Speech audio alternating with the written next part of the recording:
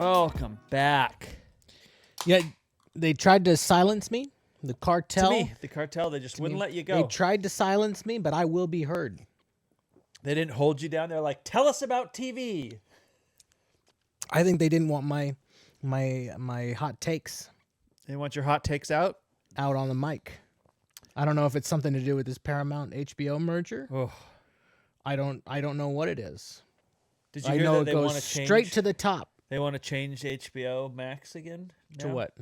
I don't know. They're gonna combine it with Paramount, so it'll be I know about like that. the name yeah. though, like not just it's gonna be owned by Paramount. They want to they want to do what AT&T tried to do, and it went so miserably for them.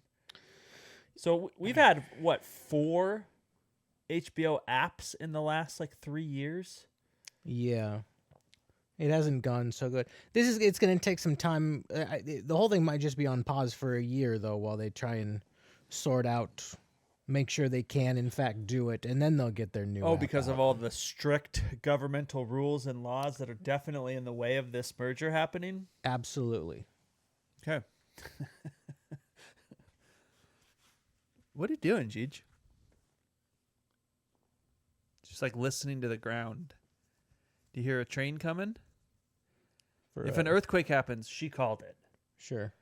You're pointing out something off screen. I know. For an audio it makes for visual great medium. Oh, anyways. Season 1. Yep. Episode 5. Yes. The ep, if you will. I think that we've all been waiting for. The prince that was promised. The prince that was promised. And this, of course, episode is the Trial of the Seven. We both heard about this app before we watched it. Yeah, people were talking. But we both held strong. Excited about this app, saying it was the app. If that you could have to deal watch. with the pressure of the cartel coming down on you while in Mexico, I could hold strong and not watch eps and listen to the content beforehand. With that as the expectations going in, and did you hear about the raging IMDb battle between the Night fans and the Breaking Bad fans? No. These nerds got on. There's a very highly rated Breaking Bad episode. I think it's the finale or the penny. I don't remember which. Or maybe it's a different one. I don't know. But that has been the highest rated ep on IMDb. And then this ep comes along and temporarily takes the throne, if you will, from the Breaking Bad ep. And so a bunch of nerds get on to downvote the Breaking Bad ep, causing retaliation from another group of nerds. Started a war. To downvote this ep because it was in such hot contention for best episode ever. Now, I don't know if we can trust these ranks with the various flame wars that this has been ignited, but those are the expectations that we came to watch the ep with. Is it that important to you that one ep is quote unquote on the numbers better than the other? To me? Yeah. I mean, obviously not, because we didn't get it. We didn't press stars on either of them. Yeah. That's just kind of funny to me. I love rankings. Ranking stuff is fun, but it's more fun for me to find out somebody else's rank because it tells me so much about them. It doesn't and also it's just fun to argue about it. But I don't know if I would go so far as to be I need this 9.1 on IMDb and this one to be 9.2 on IMDb. That is funny to me. It is one of those things that make me go, and let me just throw this out here. I am strongly against this, but this is when maybe we need the IDs on the internet. Not everyone can be anonymous, but I completely disagree with that stance. I don't in any way think that, but every once in a while I go, yeah, maybe we shouldn't be just allowing anybody to say whatever they want behind the curtain. But this one is, there's no stakes here in this one in my mind. I didn't feel like there were. My point to all this was I thought it's it a was highly rated app. Really good episode of TV. I did find myself a little bit underwhelmed just given that it was supposedly the best episode of TV of all time. That was a pretty high bar to live up to. Well, I think that, waiting 2 weeks and hearing all the rave reviews does not help. No. Having read the books doesn't help.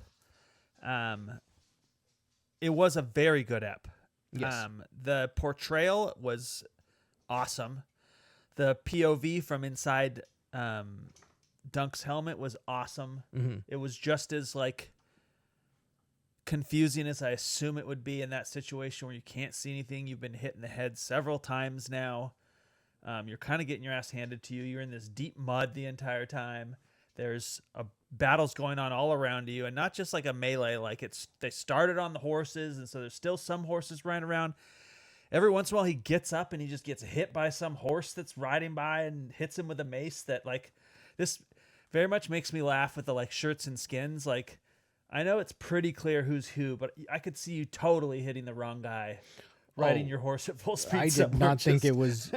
I did not think it was clear who everybody was at all. I mean, we knew Dunk because the whole thing is shot from his perspective. Basically, you can tell the King's Guard because they're in their special whites, but everything else was just a blur. And I do think that's intentional. I think if you watched it 3 times, you could probably start to pick out everybody. But I assume for them in the situation, they're better at picking out each other than we are in the moment of the action. But Dunk might not be as good. But he clearly had one task, mm-hmm. which was interesting to me because wasn't Aegon supposed to fall to Dunk early on? Fall, take a dive. Yeah, I mean, that was Aegon, right? I believe so. Prince Darren. Okay. Prince Darren the Drunk. I guess maybe they just didn't show that part, or I'm trying to remember if it was in the books. I'm trying to remember if the battle kind of played out how it did in the books, and most of it did, but obviously it's not super important each piece of the action be done the way the book was done. I thought like it was done pretty great. I love scenes of martial arts, and I don't mean in the East style, but the style of just like literal warfare that are realistic in that like fighting someone is not a like Chuck Norris thing where you're like, I'm going to dominate this person the entire time. It is very much just like the bloodiness of it. Like it reminds me of some of the scenes from Banshee that we've watched before where the guy's just toughing it through with like every injury known to man, and just like another guy shows up and he's like, oh my God. And you can feel that, all those injuries. Yeah. Boy, Dunk really went through the ringer there. He's gonna want an ice bath. He's gonna want tomorrow a massage. He's gonna want to lay back. I hope he gets a day of rest, but I don't think that's gonna happen because there are some consequences to what happened. I think he needs to go straight to the blue tent. Check him, get him checked out for concussion. He absolutely has a concussion. I can't believe they put him back in. He's messed up. Can we talk about how fantastic Egg was actually in this episode? We can. Like the actor, like I thought, I could honestly feel the tension in it with him. The scene where they're essentially saying goodbye but not goodbye was like when the Egg turns and you can just kind of see his like whole body somehow get smaller, even though he's already like the tiniest person in the show. Him holding that lance with the view from Dunk's perspective down. He's on the horse and he's looking down while he's holding this big ass lance. Yeah, it made him look as small as possible in this app. And he does that thing that like only kids can do, which is like say things in the most awkward way possible. Like when he barks back at Dunk, because Dunk barked at him early, that's the callback. And it's just one of those, like, that's the dumbest kid thing to do. I don't know. It's just, his portrayal was awesome. Like him in the audience added a ton of tension. I knew how it ended and I was still very tense about all of it. That's that part of that is George R.R. Martin's writing, that he can do things like have Egg point his finger and say, no, hold on, wait 1 second. We don't know necessarily as viewers how that's going to play out, or in the original source material in the novel, because George R.R. has subverted the expectations on so many of these character decisions in the past.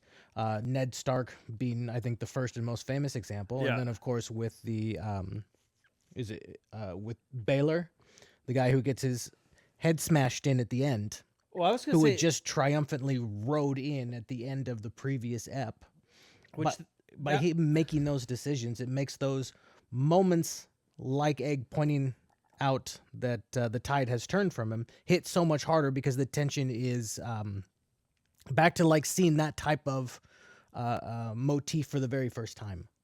yeah, the thing I think about in this small series, because it's obviously much lighter. Obviously, this episode aside, the series is much lighter than Game of Thrones is, and it's much more stereotypical.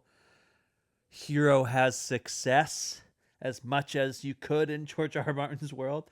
But what I thought was so interesting was the twist with Sir Fossaway when he turns on him at the tournament.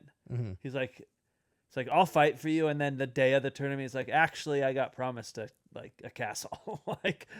So see ya. And it's like that first moment was so typical where it's like I'll raise the banners for you. And then it turns to then it goes George R. R. Martin, which is like, here's the reality. They're just going to give this guy land, and he's definitely going to take it because who wouldn't?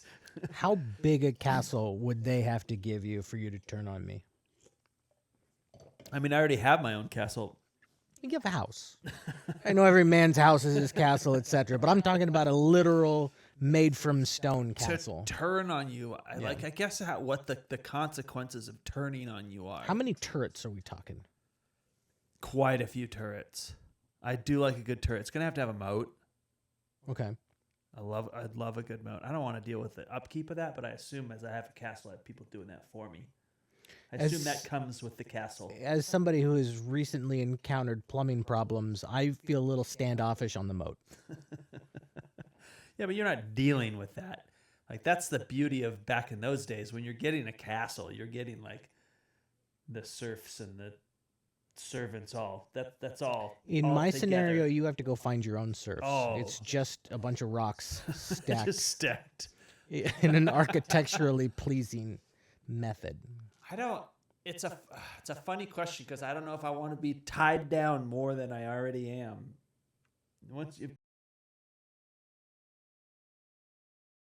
If you have a moat, though, you can put a little boat on it, and we can scratch that itch. I guess the size depends entirely on how bad of turning on you I am. Turning on you in a tournament where I'm going to have to murder you, that's pretty high. So like at least 3? At least 3 turrets. Okay, good. Yeah. Maybe 2.5. Like one is in a little disrepair. 2 real strong back ones and one. Gives me a good project, to take my mind off of having murdered you. Sure. Follow-up question, unrelated. Do you think if we had just sort of kept that helmet on, he would have been fine? Dunk? Oh, Baylor. Yeah, because he's talking very cogently for a long time. It's only once he takes his hat off that things really start to go south for him. Yes and no. I think it would be I think he would have lived longer.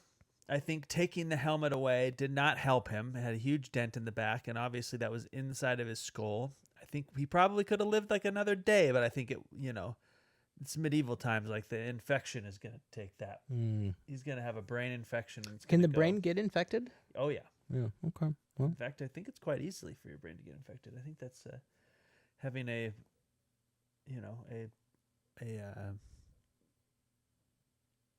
passed away mother who had many brain surgeries. I would say that. There you go. Okay. That is a thing to be concerned of, and happened many times actually. Get yourself checked. Get your brain checked. Get your brain checked. Check your brains, kids. Check your brains. Do the little thing. Check your boobs. Remember the phrenology? Was it check phrenology? Your butts. Oh yeah.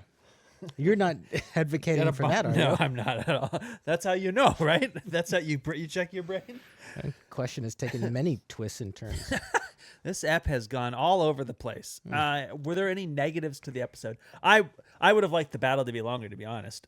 I would have liked to see the other battles that were happening. We've talked exclusively about the battle. I think I would love to see more battle because I love battle, but I think they did it that way intentionally to just do it from Dunk's perspective and to make it look as chaotic as possible.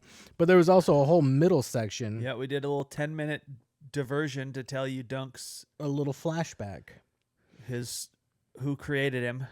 And that was kind of jarring for me. I wanted to get, at the time we were watching this, I think this goes into the expectations I had for the ep that I mentioned at the start, is I wanted to get out of the flashback as much as possible. Yeah. I was not sitting in the moment. I was waiting for that one to end because it didn't.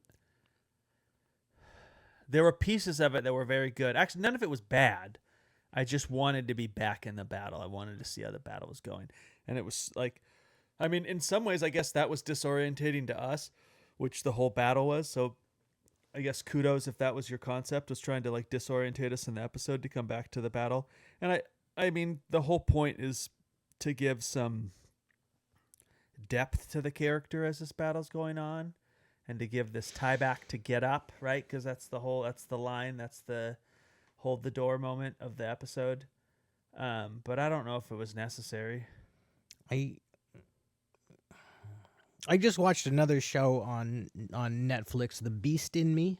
Okay. Are you familiar with this I am not. show? It's a fictionalized true crime deal with Claire Danes and Matthew Rhys. And it's very well done. They're both very good in it. It's 7 eps or 8 eps. I don't remember. But I know what one you're talking about. I've not seen it, but I know. Yeah. Let's say it's 7 eps. The pre-Penny drops a big reveal on us, a big moment at the end of the episode, and then you press play on the Penny, and the Penny is entirely a flashback ep to then set up the finale, which just kind of takes the momentum out of what we were doing at the end of the pre-Penny ep, makes you wait a whole 45 minutes. Did it come back though on the Penny, or was it all that? It was all a flashback. The entire episode was flashback. And I saw some critique of this being just a trope in TV now, the penultimate episode as a flashback episode, and just jarring the momentum out of the series as it's barreling towards the exciting finale. And I felt a little bit of that with this flashback. Yeah.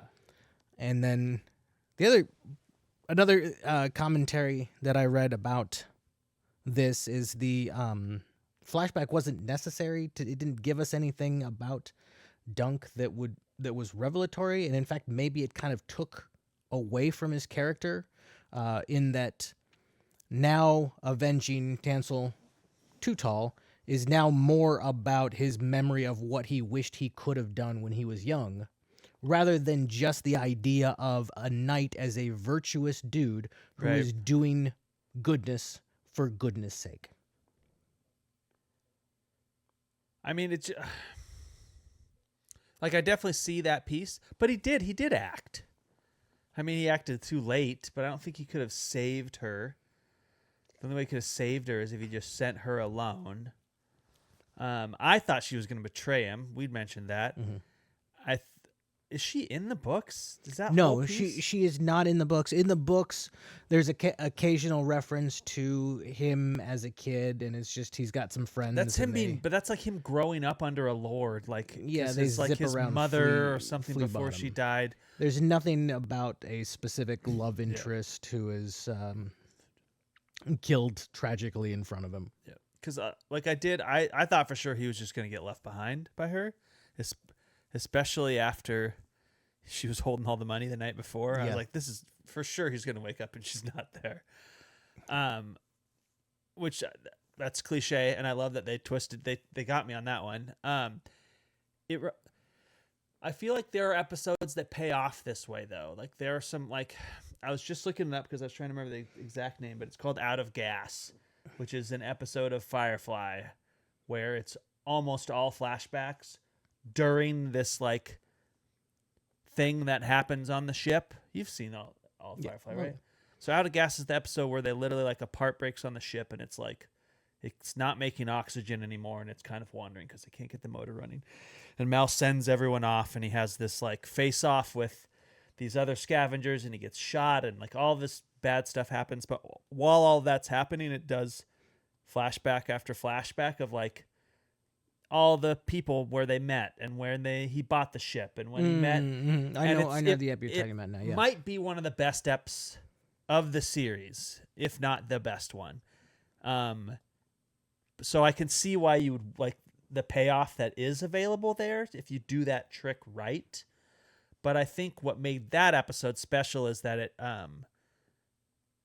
did it all while a story was happening, and it all came back to like the story. You know, it was all pieces of the story. Where this backstory of Dunks was a good story. I just didn't like. I would have rather gotten it on an episode earlier. It felt a little fillery.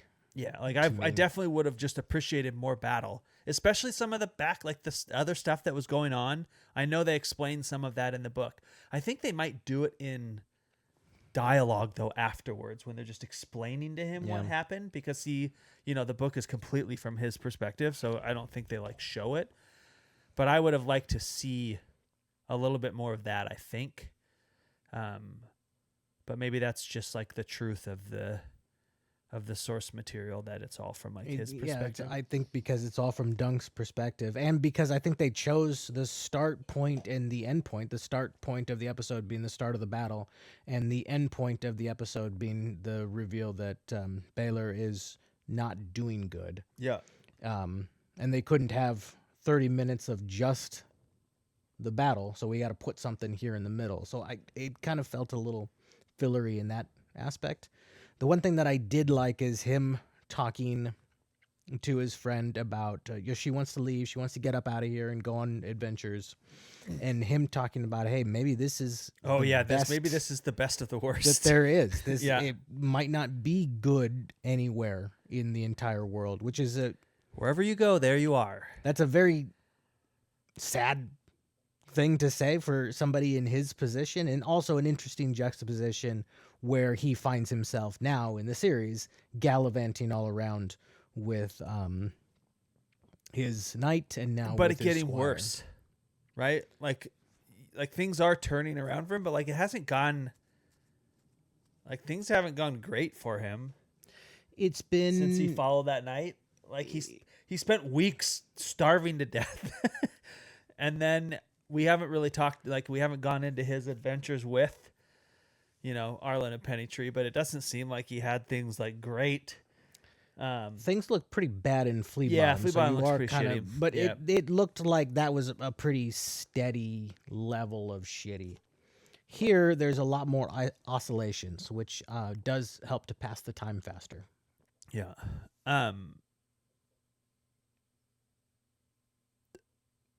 It also didn't help that that whole backstory part was a chunk. It wasn't like going back and forth a whole lot. Yeah. So it was like I just felt like we paused and then got back into what we wanted to see. They basically teased it because they start the battle, and then they're just like, hold on, let's just slow it down for a minute. And then we got back into it, and then everything just kind of happened again. So it definitely did feel like that like, hold on, like we'll be back. It's like watching another episode of something else while, right when the action started. So yeah, I almost not would have like a commercial it more, break, but I almost would have appreciated it more if it started even before the battle started. Because it starts and he gets knocked off his horse, and then it kind of like cuts into it. That was a cool framing device, though, to show that as when he was unconscious. I did like that part of it. Yeah, well, I liked the transition was good. Wake up. The tie back to get up was good. That piece, but I just don't know if it was worth the payoff. Like the payoff of it's like telling a giant story for one good joke, and the joke is pretty good. Yeah. But you're like, I don't know if it was worth the 20-minute story to get it. So still a great I don't know if I'm taking away from it. It is funny that they're battling about whether it's the best episode ever on IMDb. Good for them. We got one more. A finale. Yeah. We have a finale. The final. Yeah. And then more. Later. Yeah. After they film it and do all this stuff. Sure. I wasn't gone that long. I'm interested to see how Egg grows up. And I don't mean in the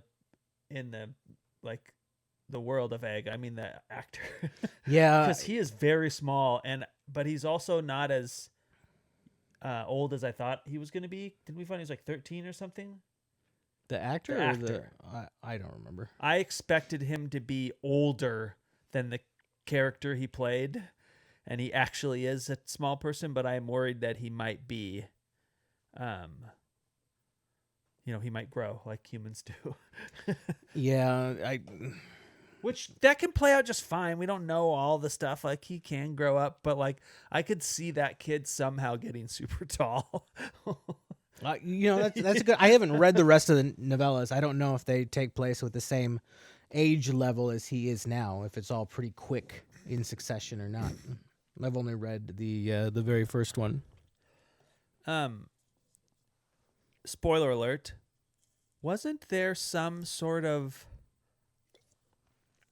Is it later in the book collection where there's some drama with a stolen dragon egg? Is that another one of the stories? For some reason, I had it mixed up in my head that he's going to get blamed for trying to steal an egg.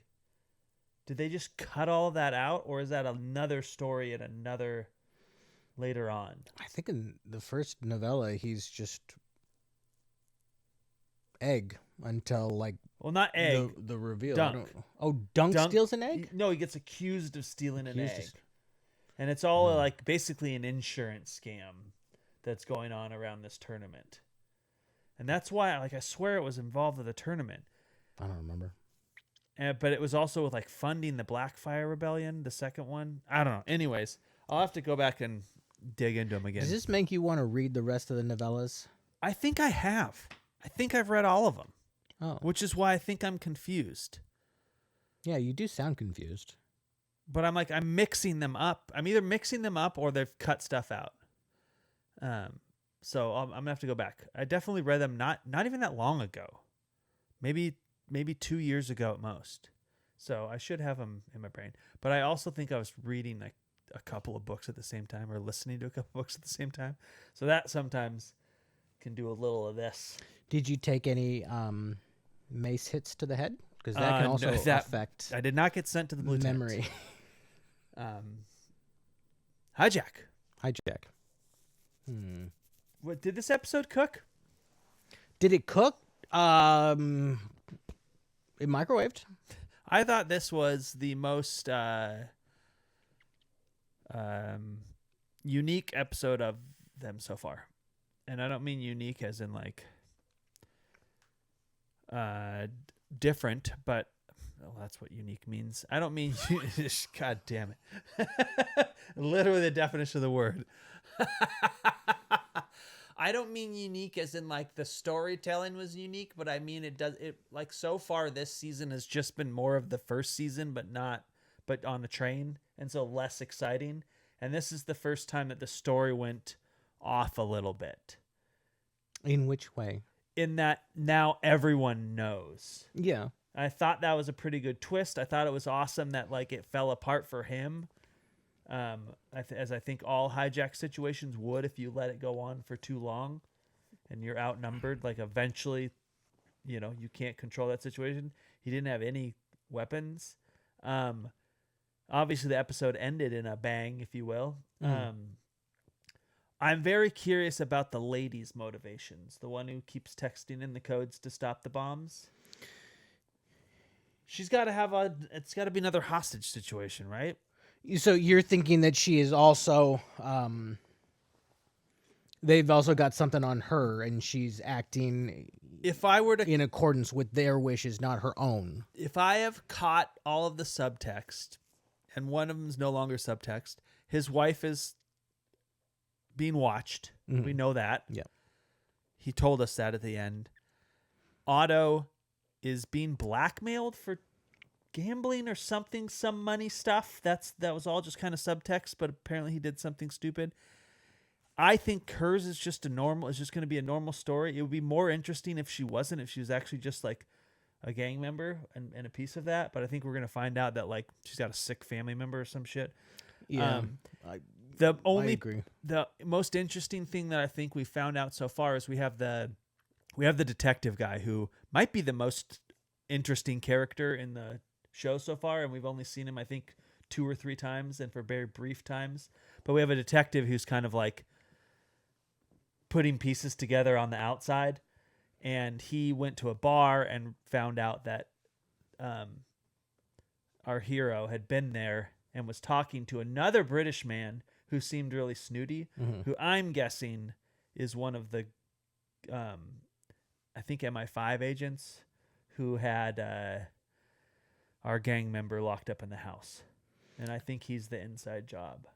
They refer to him as, was it like an officer type or something like that? Yeah, it was like an official looking overdressed person. Basically. You know what I'm saying. Snooty was kind of the playoff that I got from it. That's my theory anyways. Is that, I mean, we're going to find out who it is. The only other possibility is it's our spy, but like I don't think they've met, but that would be an interesting twist if they've already met. We've got him working out of his safe house with this lady who was supposed to meet with him. I still don't know what her role in all this is.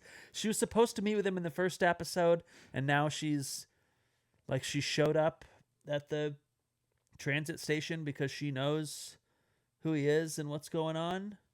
Because we didn't know for a while. I still not 100% her. She's like a caseworker that was, trying to give some information. But somebody leaked the security footage of this gang member, and that's how he found out he was there, and that somehow wrapped him up in all of it. And he, this was obviously after his son was killed, which I still am kind of bothered by that storyline. Because I know he wasn't the main character that he cared about in the first season, but it very much feels like you saved the princess in season 1 and the princess is just dead before season 2 because you couldn't pay the actor, which that wasn't the problem, but they just needed it for a plot device. But I just think it's very weird when they're just like, between these seasons this person is just dead and they're not there anymore.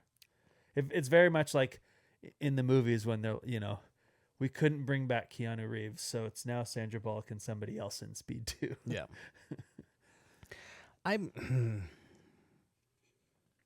don't think I'm very emotionally invested in the story that they're telling. I like the action stuff. I like Idris Elba. I think he's a good actor and a commanding presence. But you're talking through who's putting him up to all this, who's behind all of this, and I'm thinking through I have not done any mental gymnastics trying to figure that out. I can't think of somebody that would be super compelling to be the man behind the mask there. I just don't think they've done a very good job of putting people forward that would make a compelling villain for this story. There also hasn't really been a lot of motivation for the bad guys. I don't have a lot of care or stakes with them. Yeah. They had some cool moments in the first season, and so far he's just kind of been there in the second season. I also don't see Idris Elba using his superpower as much as he did in the first season, which is he's supposed to be this negotiator who gets, and he's not doing much of that in this season. I'm still interested with what happens on the train. So in this ep, he gets taken prisoner by the other people, and he has to talk his way out of it. He has to tell everybody that there's the bomb on the train, and they have to figure out whether they believe him, and it turns out they do believe him when they get their eyes on the bomb. Our ex-CIA agent lady, who's not CIA, but whatever, ex-secret agent lady, kind of fucks shit up, and the back of the train explodes. And that part was interesting. That part was some good action. I was interested in that. When they get off the train, I start to get really a lot less interested. Well, that's because almost nothing's happened off the train. We spend a lot of time driving that guy around. The scenes we get of the central train office are, I feel more just to show the set scene than anything. Not a lot happens there. They just call, and then they call him on the radio, and then. I am somewhat interested in the spy guy who has this little secret Office, but I don't. Not because they've given me any reason to be interested in it. It's just a mystery that makes me interested in it, and they haven't like earned that from me. And I could see him just absolutely ruining it too, and not really like fulfilling that. So yeah. Overall, this really should have been a 2-hour movie instead of an 8-hour series. You're talking in the beginning that this was the more unique episode, and maybe it is, but by default, because I can outline you the entire story of what's happened so far, but I would have a real hard time differentiating in my retelling of the story. Here's where episode 1 ends and here's where episode 2 ends, because it all just sort of blurs together in one. I'd also have a really hard time explaining why any of it. And like the plane hijacking makes sense. Yeah. What they did there makes sense. Why they're using a train hijack situation to somehow smuggle this guy out does not make sense to me. No. There are much better intelligent ways to get that done. So that's the big one for me, is the why of this all, which it's just so weird to me that so many people signed on to do this when, like, could they have just gotten away, like if they just ended season 1 and then put all this talent back together and just did a different TV show from the people who brought you Hijack, you know, a story about rafting or whatever. But like, it's interesting because the first season had no business being as good as it was for like what the story, you know, was supposed, like for the concept. The delivery was very good and the story was great. And there's a lot of like, and every time that they were away from the plane, it was pretty thrilling, like piece of it. Yes. Like whenever they're doing the detective work in Abu Dhabi or wherever they were in the Middle East, that was really like thrilling storytelling. It's not so much in this, and I just don't know why they did it, and I don't know why so many people signed on to do it again, because it's like I have a hard time thinking that the writers were like, oh no, we've got a solid idea for season 2. We're gonna put it on a train. Yeah. It was, we need a season 2. What are we going to do? Yeah. And, the show's called Hijack, so it has to have a hijack in it. So there are things you could do with that title. You could introduce a character named Jack. Say hi to him. Yeah. It could be Monster Truck Repair. Season 2, LoJack, brought to you from the people who used to protect laptops in cars. There's a lot of stuff you could do. So, I mean, we'll finish. Yeah. And I'll watch season 3 if they do it. Yeah. Mostly because I'm just really excited to see. So if we go planes, we go trains, is it a bus? Do we just do speed at that point? Speed, actually, a bus would actually be more interesting than a train. I think so, because it can go anywhere. You can go on many different streets. God, that movie, like, I have feelings about the movie Speed. Like, when you mention Speed, like, I can feel myself in LA on a bus. Like, I know what it feels like to be on a bus in LA. Like, that is, like, visceral for me watching that show. It's also one of the funniest moments ever, because when you watch Speed and all the people are getting on the bus, it seems very cliche. Like, if you watch that and you haven't been to LA or been to a big city, you go like, there's no way all of these like people they cast are on the same bus. There's like 3 construction workers and a social worker and like this homeless, like them. It's like they took an amalgamation of all the like characters you could think of, and then you ride a bus in a big city and you're like, oh shit, this is exactly what riding a bus is like in LA. Sorry, sidetrack. I've been to LA. So I guess, yeah, season 3, we just do Speed. Could they do Speed in a different way, and in a different creative way that like, or what if they just redid Speed? I'd be fine with that. I think I'd be with just Idris Elba on the bus. Would you rather they redid Speed or Speed 2? On a boat? On a boat.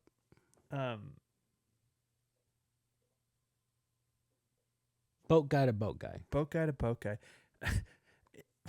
It would be funny if it was on a sailboat. Like, just the idea of trying to get the thrilling action on something that goes really, really slow. Yeah.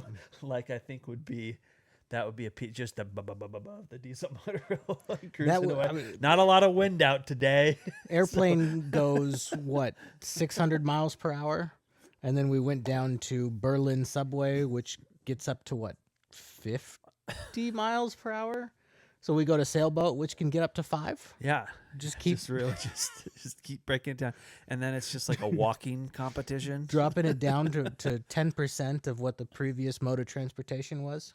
How do they somehow turn Idris Elba into a snail for the last season? It's Pixar. Hijack, but filmed entirely with toddlers. It's just one big flashback of him getting his like a play school mobile car taken away. They hijack a toy and mayhem. Anyway. All right, should we watch some more TV? I'd love that. Stay going.